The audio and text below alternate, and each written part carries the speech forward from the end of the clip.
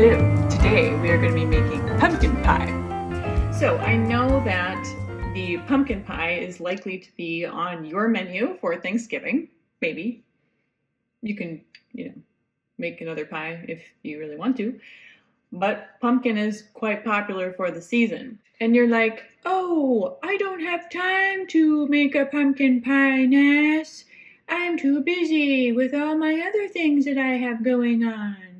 And I say, yes, you do have time. You really do have time. If you have 5 minutes, then you have time. You should resist, absolutely, positively resist going into the prepared desserts section and getting a pre-made pie.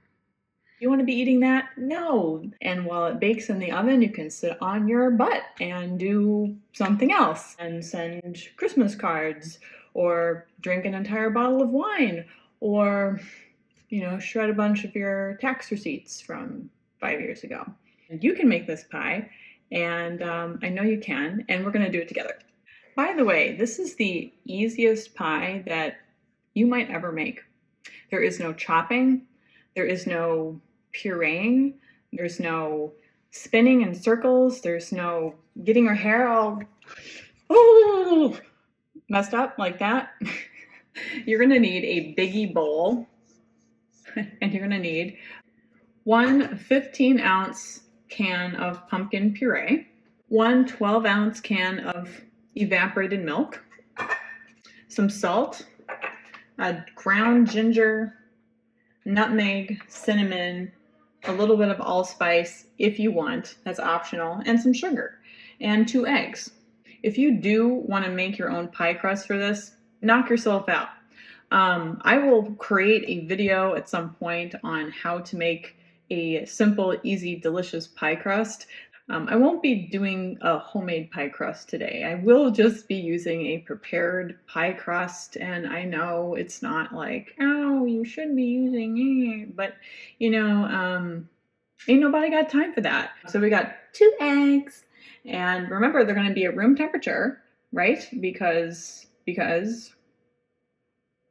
anyone? Bueller? We interrupt this broadcast for science! Having your eggs at room temperature is a really good idea when you are baking.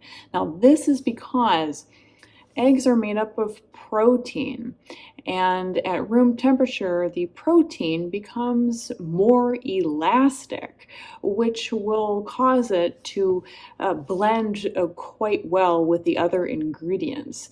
Also, when the proteins are more relaxed, that will allow air to intermingle in between the proteins, which allows for a fluffy consistency. All right, we're gonna crack an egg. Crack. Oh, you know what? So a question arose. You can absolutely use a 1/4 of a cup of whole milk yogurt to substitute out 1 egg. I did actually try that out with a pumpkin pie several weeks ago. I really liked how it added a creaminess to the pie. It was very creamy, and it was very good in that respect. But the kind of sour notes of the yogurt overpowered the pumpkin taste. It kind of wasn't for me. For this recipe, I'm going to stick with 2 whole eggs and not add any substitute yogurt. You're going to need a whisk, and you can also use a fork too if you want. And I'm just going to whisk these eggs together. I'm going to add 3/4 a cup of sugar. Now I'm going to mix that up. I'm going to add my pumpkin puree. All right, I'm going to mix together all that pumpkin. All right, next I'm going to add our evaporated milk. Ta-da! I'm going to give that a good whisk. Now remember, folks, we're not adding flour to this, so you could whisk this until the cows come home. And, nothing bad's going to happen. So make sure that you stir it well, you stir it thoroughly. Look at this bowl just taking over the world. It's kind of liquidy, all right? All right, so here's where things get kind of interesting with seasoning. This is where a lot of people get into trouble. They add all sorts of shit, and they add way too much of everything. I once went to a farmer's market and bought a pumpkin pie there, and it was horrendous. What happened was, I think it was way too overly nutmeggy. I mean, like extreme. Like I almost died from how much nutmeg was in that pie. All right, we're going to add a half a teaspoon of salt, 1 teaspoon of ground cinnamon. And this is just a pro tip.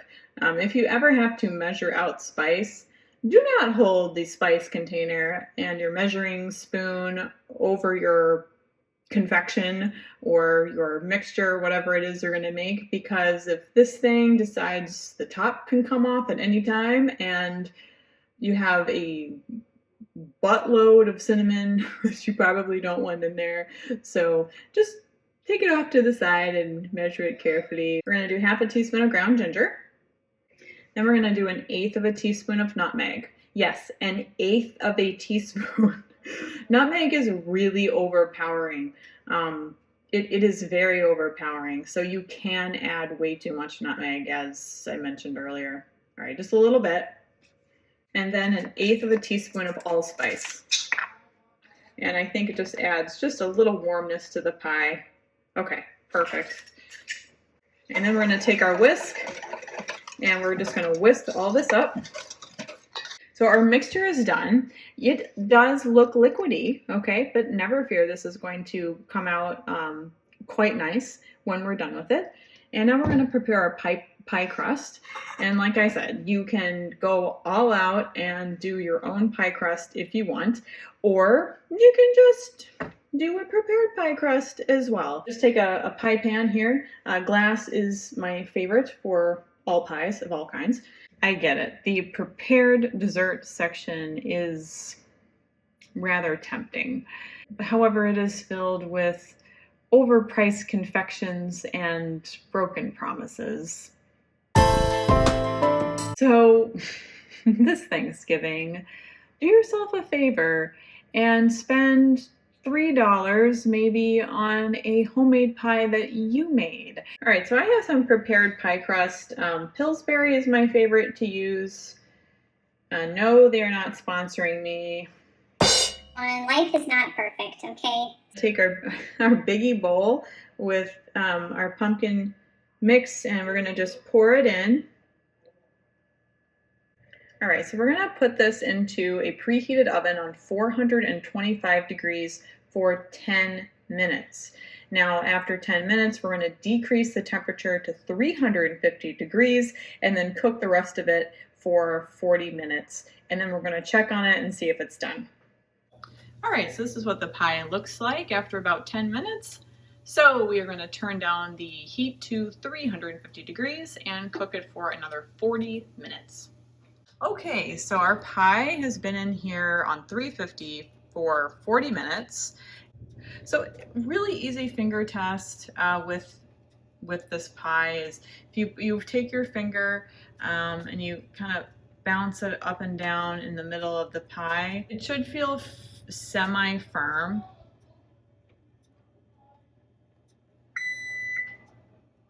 And this does, so we're gonna take it out and let it cool. Oh, hi, it's Janice Ian, you know, from Mean Girls. Now this map is gonna be your guide to Thanksgiving pies. Now where your Thanksgiving pie comes from is crucial. You've got everybody there. You've got your take and bakes, freezer burners, Food Network nerds, unfriendly content creators, pies that taste like cream cheese, pies that don't taste like anything, the greatest pie you will ever eat, and the worst. Beware of the plastics.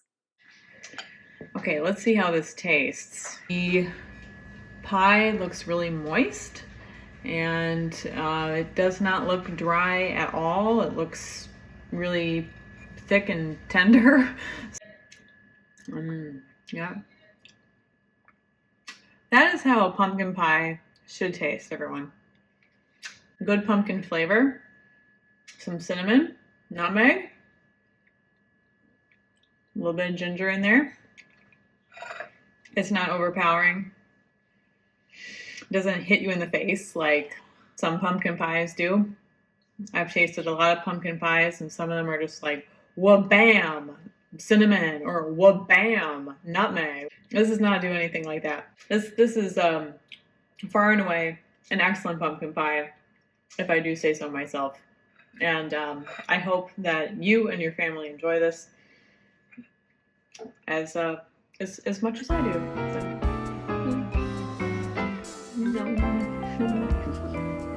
This wonderful pumpkin pie, never before eaten by men.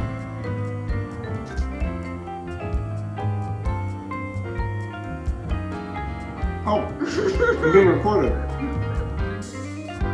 Oh, this? Oh, it's the best pumpkin pie I've ever had. Aww. No.